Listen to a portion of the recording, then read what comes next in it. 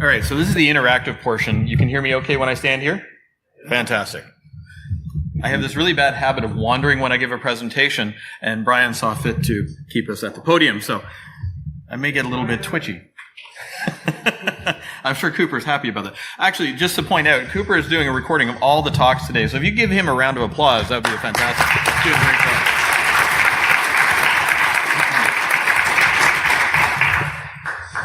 So, first and foremost, thank you for having me here today. I really do appreciate the opportunity to come back. And I really enjoy the opportunity to be able to actually come into the country because currently I'm banned from the United States. Long story for another time. Of all the places in the world that I can get into, the one that I can't is the U.S., but that's another one. Anyway, so who am I? Real briefly, I have been in this field for longer than I care to admit. I've been doing this for about 25 years. 20 of those years I spent as a defender, so I have done a lot of the same stuff that you're going through today or that you may be coming up to. And it's been a learning experience, to say the very, very least. And along that way, I have been able to, my favorite one that I like to talk about is I have a stack of notebooks about yay high, because a mentor of mine long time ago said, always write everything down. And he wanted me to carry physical notebooks everywhere I went. I did that. So now, when I write stories for Forbes and other publications like that, I can go back and read these things and wow, I really screwed up there. But there's a lesson to be learned, and I'm able to share that with, obviously, the names and dates being changed to protect the guilty. So I should point out that I am Canadian. Seeing as how they won't let me in the U.S., I have to be very, very clear about that. It's really amazing how things have gotten to this in this geopolitical state today. Just a couple of years ago, I was in the lobby of a hotel in New Delhi, and a lady came up to me. It was a really nice hotel. The lady comes up to me, and she said, "Oh, excuse me, are you an American?" I said, "No, I'm actually from Canada." She goes, "Oh, good." This was probably the most alarming moment I've ever had in my travels, and I've had people point guns at me at different points in my career, but this really actually freaked me out to the point where I actually have a maple leaf now tattooed on my arm because, I'm working for a company that part of what we do is multi-factor authentication. I thought, no, really, I am. It's not a patch on a backpack, but, if you want to see Canadians in their natural state, we're usually dressed up as homicidal maniacs and going across a sheet of ice at a very high rate of speed. So, as I was introduced, yes, I do work for Duo, and recently we were purchased by Cisco, and so inevitably the discussion came up as, how are we going to be talking about ourselves, and up came Disco, and I have to give full credit to my boss, Wendy Nather, who is here today. Pretend like you know me. So it's really awesome to be able to actually work in this environment, work for somebody like Wendy. But one of the really interesting things about doing that is that I had to call an audible yesterday, and when I realized she's going first, talking about zero trust, and I went, okay, my talk was going to be about zero trust, so I had to pull an audible, and now I'm going to be talking about data breaches today. But really quickly, one of the things that we do at Duo is our mission is to protect your mission. When we talk about zero trust, one of the little euphemisms I like to use is what is love? Because zero trust, when people talk about it, they're like, what does that actually mean? I said, well, what does love mean? It's a different thing for different people. So the idea here is to, better secure your environment, because when you're talking about zero trust, the easiest way to describe it is saying, well, it's all on fire. Now, having been through security in the trenches for 20 years before switching to the vendor side, this is literally how I felt every single day I got to work. And every time I read about another data breach, it was just absolutely maddening. To the point where I realized as I was going through and I started reading data breach notifications for 2016, and I read pretty much every publicly available data breach discovery that I could find, or notice that I could find, if you ever have trouble sleeping. And then I did it again for 2017. And the really interesting thing is there's no common lingua franca between any of these reports. So the idea I had originally was I was going to go through, I was going to do these really nice metrics and everything like that. And I know there's a metrics person over here. But it just wasn't holding together because there was no common lingua franca between them. And as I'm going through these presentations, or rather these disclosures, and it's just absolutely maddening. And I did actually really catch up on my sleep, which I could desperately use right about now. Oh yes, and side note, if anybody follows me on Twitter, this is not the same t-shirt that I wore in Berlin yesterday. I figured that might come up. So when we're going through and talking about data breaches, we have to make sure that we're having a clear and concise conversation as to what we're talking about, and that we're not arbitrarily quoting stuff and not actually understanding what we're dealing with. And when we're looking at these data breaches, we have to understand that they could happen anywhere and any time. Case in point was the sack of Rome in 410 AD, and because this was exported from Keynote, it's a little bit funny, so I apologize for that. But the Visigoths took Rome in 410 AD, and the way they did it is they used their own security controls against them. Sorry, Cooper. They set up around the city, cut off all their access, and after a while, they were able to just throw open the doors and let the attackers in because they had run out of resources. They had expended all of their supplies. This is one of those things where we look at it, we have a hub and spoke type of idea, we have walls with a moat, the whole bit. It didn't work. This was a security paradigm that was proven demonstrably failing in 410 AD. Yet, all through my first 20 years, people were like, oh, we have a firewall, we're fine.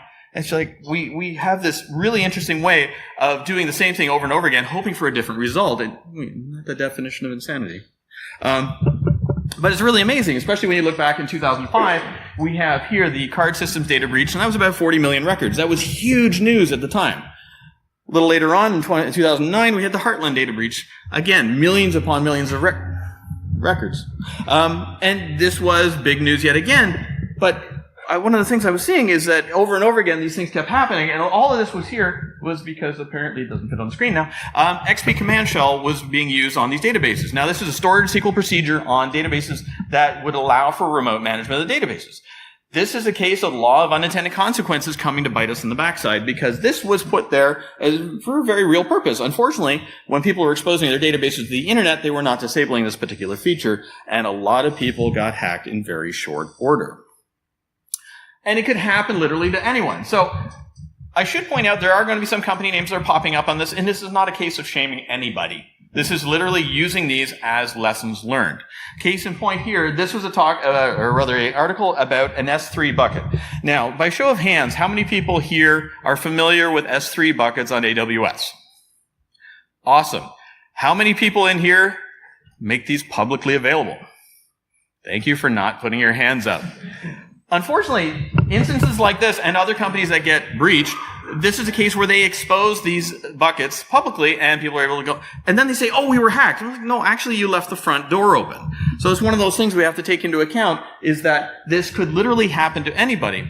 Now, as security practitioners, it's incumbent upon us not to shame the people that this happened to. We should have taken the time to teach them what to do. This is one of those things where we have to put the tip of the sword against our chest and lean forward. And when these data breaches happen, we read about them in the news, we're like, oh, that's terrible, and then we flip to the sports page. But the reality is, it doesn't really become something that resonates with us until it happens to us. And I've been there, and I'll talk about that. But, these data breaches keep happening time and time again, and we really have to understand that data is the new oil. This is the currency of the day. Now, no slide presentation will be complete without a thing about AI. I've had a lot of questions recently about how attackers are going to be using AI to break into your systems. And quite simply, at this point in the game, no, they're not. Why? What's that? You can disagree all day, but yeah, you can buy me gin and tonic. We'll talk about it. Geez, they let the French in here.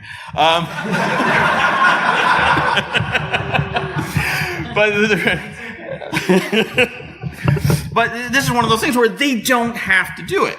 I mean, yes, they can. It is available to them. But when we keep making these low-hanging fruit available to the attackers to breach our systems, or doing things like allowing S3 buckets to be publicly accessible, they don't need to go to that extra level. But that level is not only available now, but it has been prophesized for a couple of years. Like this happened, the DARPA Grand Challenge just before DEF CON a couple of years ago, they were setting up for this, and this was absolutely frustrating, trying to set up for DEF CON at the same time, trying to step over all these water cooling lines to keep these things going. These are all supercomputers across the stage.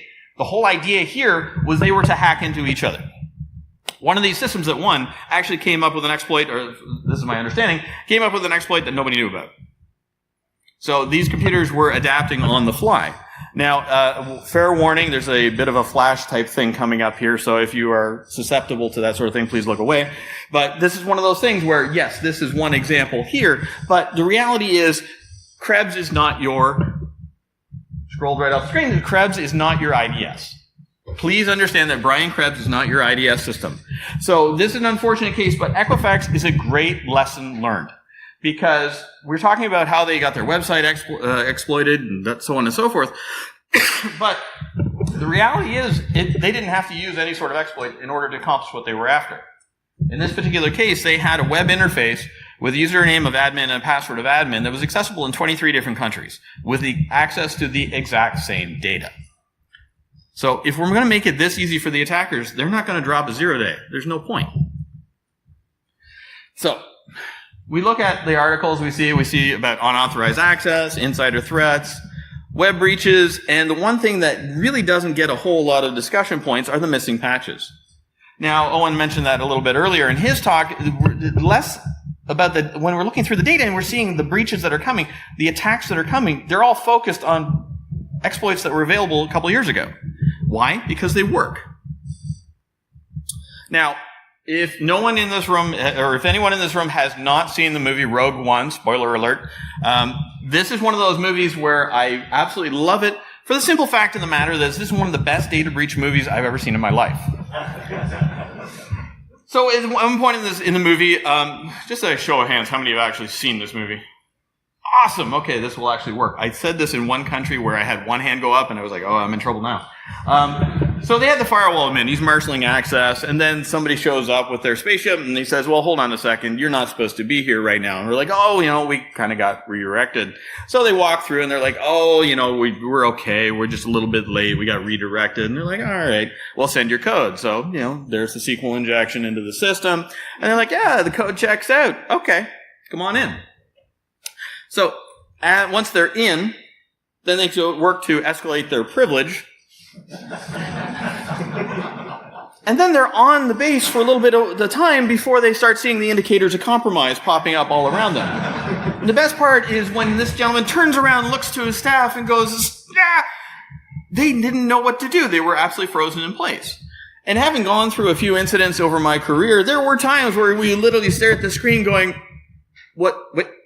And then it kicks in. That adrenaline gets going. But by the point that we see these indicators of compromise popping up, by that point, it's a little bit too late. They're in there, they got what they're after. Or worse still, the egress filtering has already begun.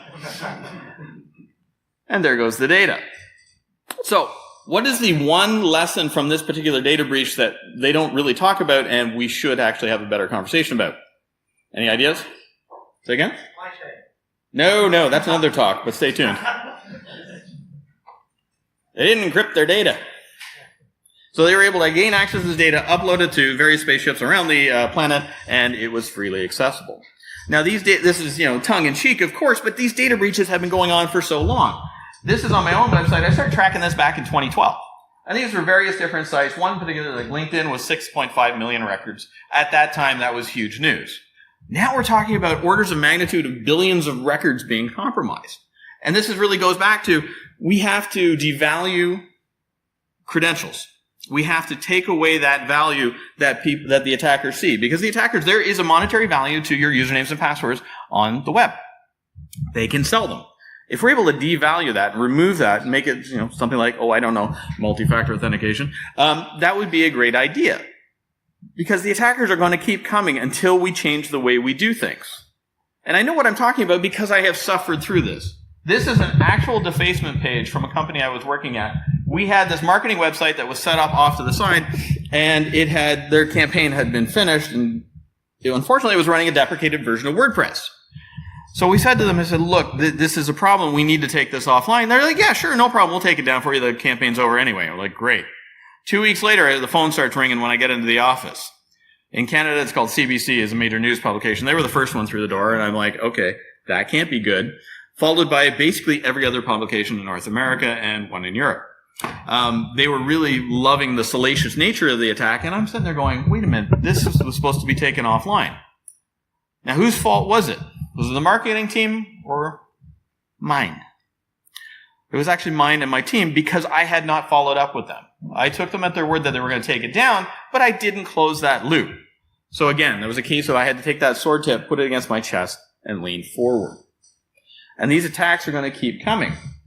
The best thing about this is that it was only 192 records, and none of these records were existing on any system that was in our enterprise. The bad thing was that from a reputational risk, this was ugly as it gets. So, 2 years ago, I did a snapshot from this particular website, which handles all sorts of data breaches, doing data visualization. This is called informationisbeautiful.net. If you ever get a chance to check it out, I really recommend it. I have no affiliation with them whatsoever, but this is pretty cool if you're a data geek. So, this was 2 years ago. This is now. I'll step back. This is 2 years ago. This is now. This is why we have to make sure we're paying attention to the way we're doing things, the way we're handling our environments, because it's getting bigger, better, faster, scary. And trust me, it feels like we always want to have a data breach. It's really how it seems to be. I mean, obviously being a tongue-in-cheek, but we got to make sure we have good controls in place. Because not every control is like the other one. And bad things are going to happen when we don't do the basics for taking care of our systems. These are snapshots from when WannaCry happened. This was using something that was a known bad for about a decade. We can do better than this. So when you're looking at data breach, you have to look at what are they going to be your costs in the event you get breached. So unfortunately, yeah, that's not too bad. Okay, so you got to look at the cost of the investigation. That's going to take time and money. You're going to have your resources dedicated. That is taking away from other projects that you could be working on. What's the cost of remediating the findings? In one company I worked at years ago, we had a pen test done, and we had all these findings. We took them to the IT team, and they said, great, thanks for that, and nothing ever happened. This was a pen test where they actually compromised everything on the network, and I mean everything. But they accepted the risk. In the event you have a horrible data breach where everything gets scorched, what's your cost to recover? Do you have backups? Are you able to recover at all? What are your communication costs? How are you going to handle that communication not only to your board and to your team and staff, but to the public at large? How are you going to marshal that? And legal fees. That's always a fun one. And loss of revenue, potentially, or customer attrition. We haven't seen that too many times, and oddly enough, by and large, when I see a lot of data breaches, they tend to actually, the companies, their stock tends to recover in rather short order, which I've always found very curious. So, the costs can and do happen in this particular case here, when Yahoo was being acquired. They neglected to mention the data breach, and they took a $350 million haircut on the deal as a result of that. Or if you're not encrypting the data, the bad things can happen where, you can get compromised and all of a sudden everything's out in the world. The problem here was that the response was, oh, we don't have to encrypt anything. Nobody told us we had to. This is just not a great practice to get into. So the lesson learned there is encrypt everything. It's a good idea. The two gentlemen that were responsible for this particular attack actually did go to prison just recently. Oh, somebody walked by. All right. So when we look back at Equifax, who got the pink slip? Think about this. If your company got breached, what would be the cost to you and senior management? So, the CISO retired. The CIO retired. And the CEO retired. So the really interesting thing is the CISO, who was at this company for 4 years, walked away with $11 million. I am in the wrong field. But this is one of those things, is think about it for a second in the perspective of your organization. If your senior management gone like that, how would you handle it? How would you recover? What kind of plans do you have in place in order to address these sort of things? Because if it can happen to them, it can happen to damn near anybody. And it did. This is one of their competitors the next day. Come on. They were installing Trojan Flash. Great fun. So, in addition to dealing with all those sort of things, with the costs and all the rest of it, you also have to talk about compliance. Now, compliance generally is one of those things where security people go, oh, not them again. But they really are the adult in the room a lot of times. This is one of those type of things where you can align yourself with your compliance team in order to accomplish your goals. Because as frustrating as it might be, they can actually take your battle plans and look at them and vet them and say, look, this is where we found weaknesses and that sort of thing and how you can improve it. And things are going to happen. that are inexplicable. So, for example, here, back in the 90s, I was working for a defense contractor in the United States, back when they used to like me. And in this particular case, we were getting attacked regularly by this one IP. Every day I come in and it's like, oh, again with this. They weren't getting anywhere, but one day I didn't sleep well that night, so I went after them. And I broke into their system, and I left a little flag in there, and I said, look, these are the problems. This is why we have a problem with you. These are things you need to fix. And I gave them my burner email address so they can contact me. And I felt all proud of myself, and I went back away, and I was like, all right, have my coffee. Next morning, I got an email. They weren't mad, but they pointed out that I had hit the wrong IP address. So I had got one of the octets wrong. This is one of those cases for hacking back is a really bad idea. So if you get somebody trying to breach you, hitting them back is not a great idea. And it could happen literally to anyone. So at another company I was working on a few years past after that, I had a vendor come in and say, look, we would absolutely love to sell you our product, and we would run a demo of our vulnerability scanner, who will remain nameless, and you can see the results. So I'm like, yeah, sure, here's a Class B. And they went, excuse, what? Class B? I said, well, we're a power company, and this is how we operate. And I'm like, all right, fine. So they ran a scan of the entire Class B and gave me a report, which is about that thick. And it was so nice of them to print it and courier it to me. But in this report, I start flipping it through, and it's like, okay, Shenzhen, Beijing. Uh-oh. They had got one of the octets wrong and scanned an entire Class B of China's IP space. They have a lot of printers that are hanging out in the breeze there. So these mistakes are going to keep going, and you have to make sure that you handle them well, because things like this are going to happen where you have, in this particular case, I was working at another power company where they came to me with an app that had already gone live, and they said, look, can you do a security review on this? And I was like, well, ideally this should have happened before it went live, but it was live. So I did a view source on the web app, view source right there, and just in case you're not sure, that was what I did in a browser. Can you guess what I found?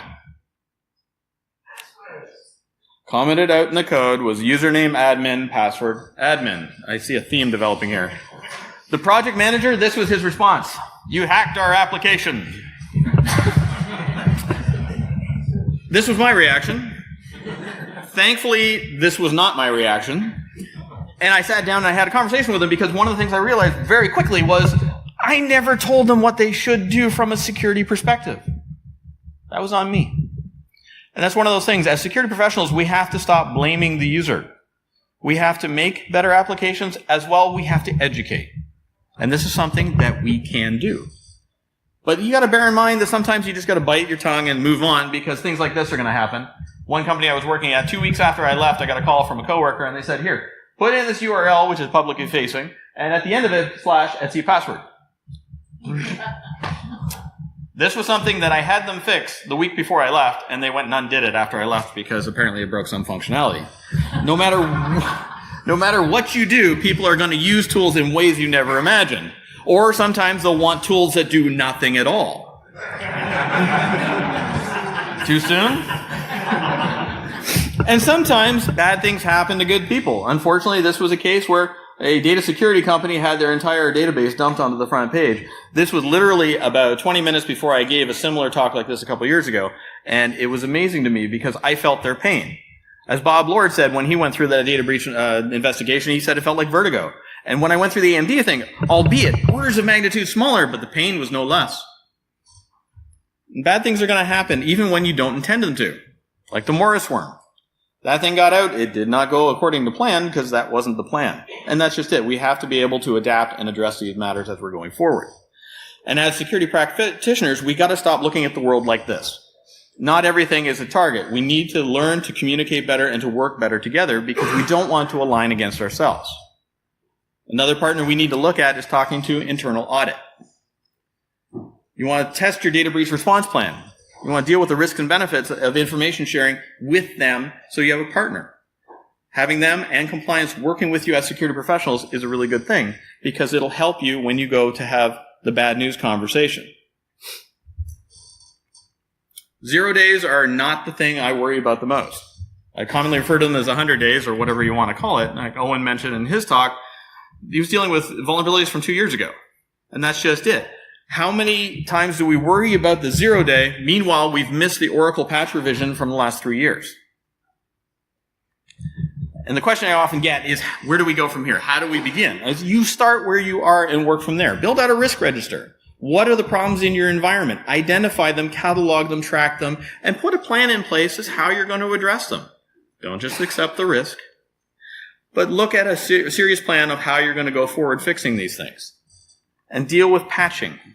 I know this is the ugly redheaded stepchild that nobody ever wants to talk about, but this is something that we can do a better job of. There's no quick fix. This is something we need to do a better job of addressing this because we need to address these threats earlier. We don't want to apply that Oracle patch that from 3 years ago for whatever reason, usually because the DBA is doing, this is mine. But we're constantly being asked to innovate. And we want to make sure that when we're doing this in a safe and secure fashion, and that we're communicating this not only with our internal teams, but all the stakeholders. And otherwise, things like this are going to happen where a hacker 4chan ends up on CNN. So, I'm going to skip, and thank you.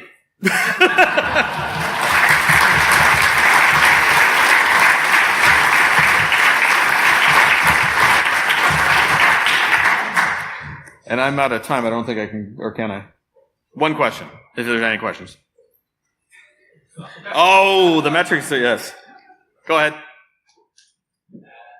so what's your favorite InfoSec or risk metric? I was desperately trying to think of an answer for you when I was listening to that earlier. My favorite risk metric is how many empty coffee cups are on the desk in production. So that way I can actually measure how long that security incident took. I don't have a good answer for you beyond that. Cool. All right. Thank you very much.